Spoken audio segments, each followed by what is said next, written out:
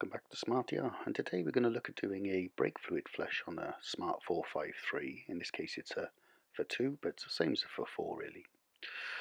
So you'll need dot 4 brake fluid, have a purchase of a non-return valve and a suction pump. So this is the brake fluid itself, dot 4. I used Amazon's garage by putting my reg to tell me what I needed.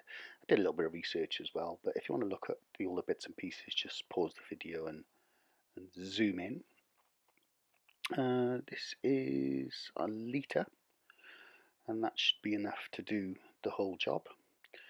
I like Bosch as a brand anyway, so I thought I would go with them.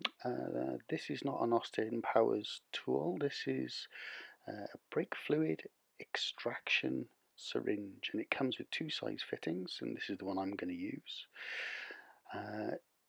Really cool actually, wasn't expensive. I'll put links in the comment box and description box at the end of the video.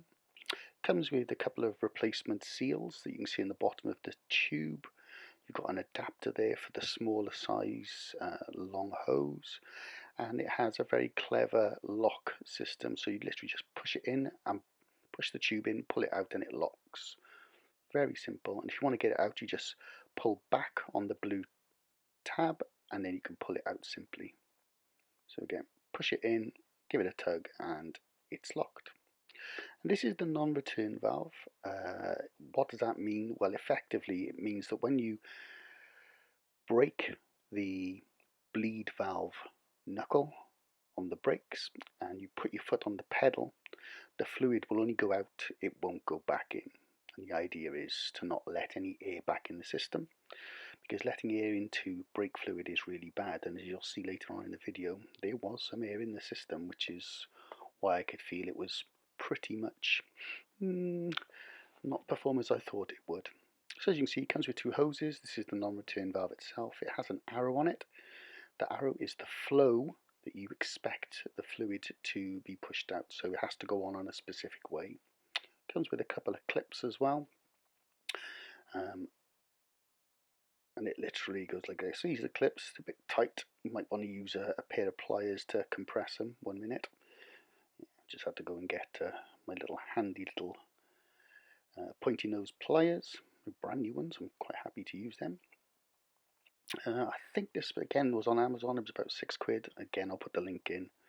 So here, the pointy nose, you just compress the clips, slide it over the hose.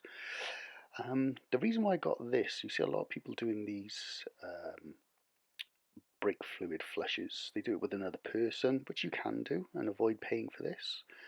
But I don't have that luxury at the moment.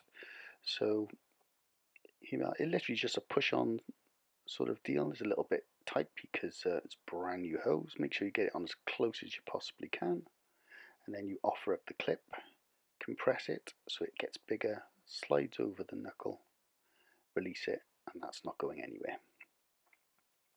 So I did this one for the other side as well, but when I was doing the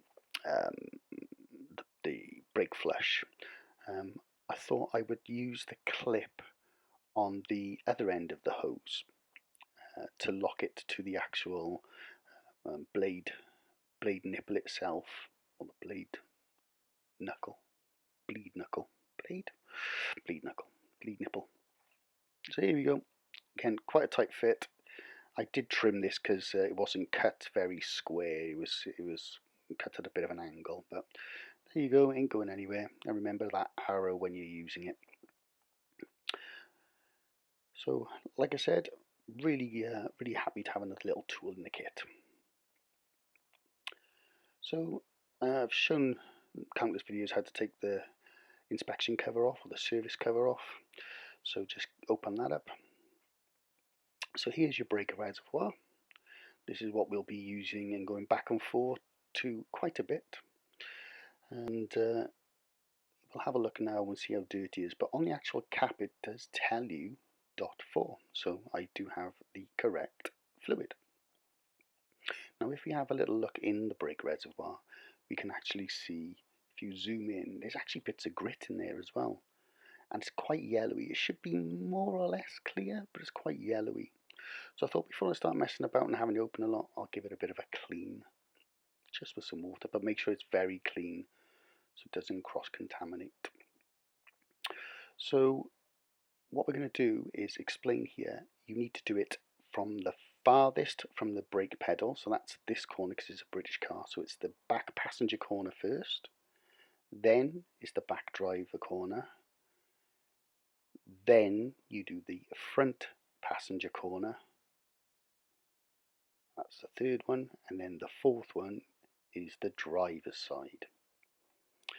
So that's the sequence in which you bleed the brake nipples. So with our nice clean brake fluid reservoir and our extraction tool, we will just reconnect it like so. Take the cap off. Couldn't have had my Weetabix this morning. Yeah, that's off. Move to one side. Caution, caution. Put a cover over any paintwork, an old towel or something heavy, because if this stuff drips on it, it will affect your paintwork. So all you're doing then is just pulling the plunger up to suck out as much of the brake fluid as you can actually see. Now some of the people, they say take it all out. I'm not a fan of that. I leave just a little that I can see physically. So any dribbles, like I said, just be very careful you don't get it on your paintwork, and avoid any rubber as well. So just repeat the process now until the brake fluid reservoir is almost empty. That's the method that I'm using. If you want to do it, that's entirely up to you. I'm just showing you how I do a brake fluid flush. And I think I did it about 3 times. That was it, that was done. So one more time, and I know it's repetitive, but it just gives you an idea of how many times to do it, and if you can't remember. Again, very simple, and I discarded it safely in the garage in a container. So with that done, I've got a made-up funnel. The other ones I had weren't very accommodating. It's thoroughly cleaned, so there's no cross-contamination with the .4 Bosch brake fluid. And before anyone says anything, there was no contamination of the seal that was broken, because on the inside it has a polythene and foil, so anything you break stays in place. Then carefully, again remembering this stuff isn't very kind to paintwork and rubber, gently, although it doesn't look like in the video, just top it up. And you can take it way past the maximum filler level, maybe right up to the top if you're comfortable enough to do that, because we will be expelling a lot of fluid. Remember, we'll probably go through about a whole litre of brake fluid. So at the moment it does look slightly yellow. Straight away though, it does look clearer. Not much. I won't show you how to jack a car up. If you want to know how to jack the smart car up, have a look at the other videos in the channel. This is my prep as well. While we're talking about that, if you do like the video, please give it a like. Consider subscribing. There are about 130 odd videos overall. I really appreciate it. So here's the non-return valve.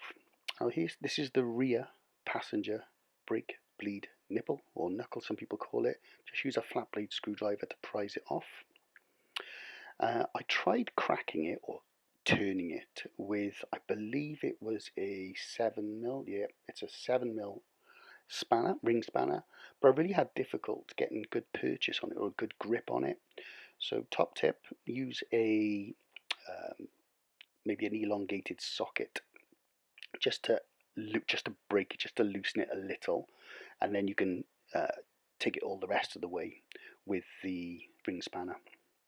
So once you have slightly broken the seal, pop on your non-return valve, remember, you want the flow to go away from the hub. So the direction of the arrow is to go from left to right, so it's flowing out, so away from the actual hub.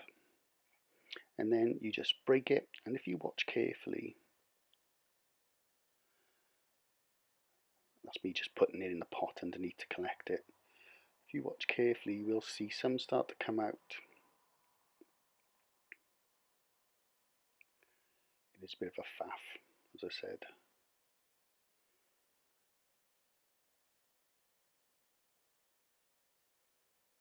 And they started to come out. But when I start to go back to the cabin and start pressing the brake pedal, you can see there's a little bit of air there already. And pressing it, I did about 15 times. So every time I pressed it 15 times, I would go back to the brake reservoir and make sure it's not empty. You must never let that run out. You must always keep it topped up.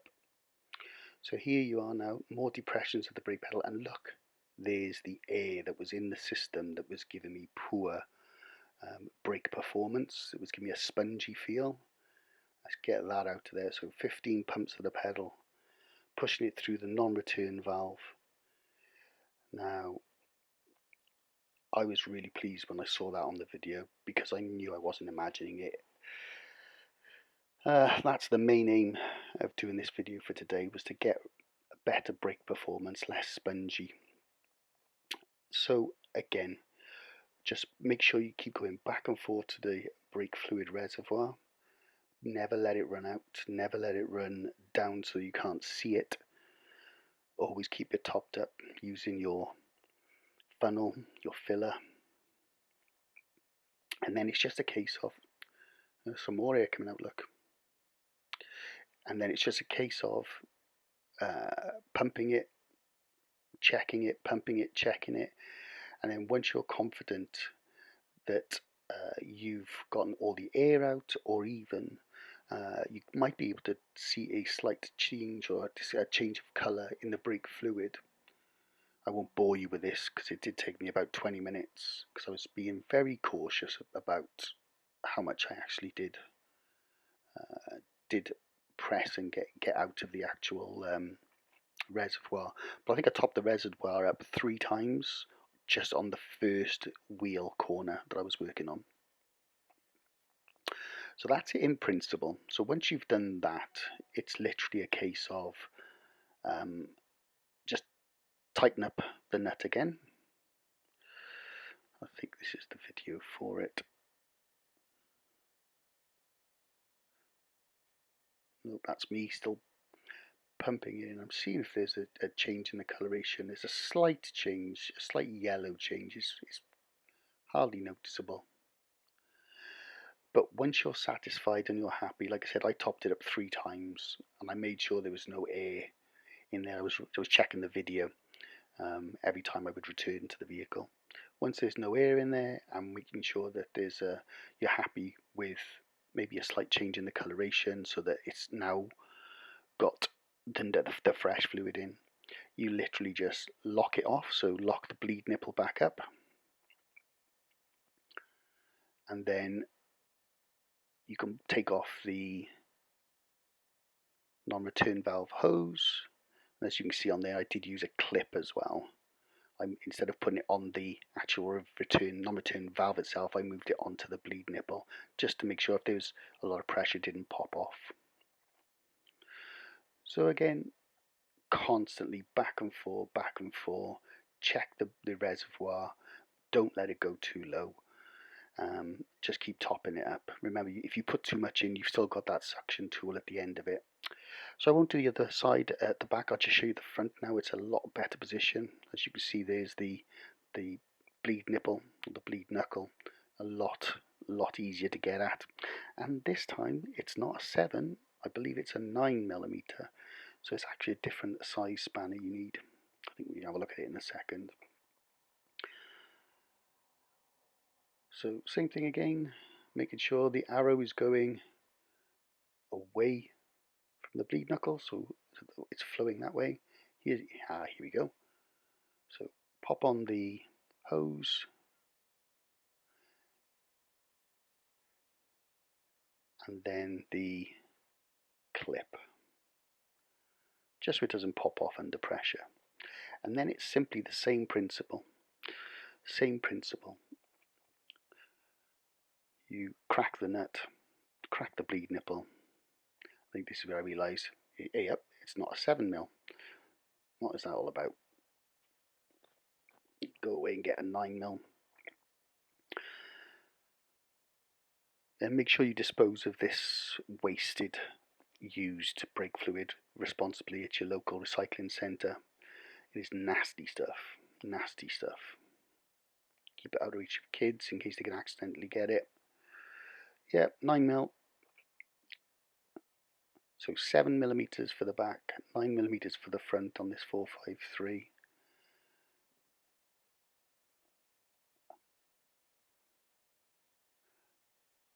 Little tip, sometimes if you have problems cracking it, it sounds counterintuitive, but try tightening it up and then slackening it off. So that sometimes break the rust seal. And that's it.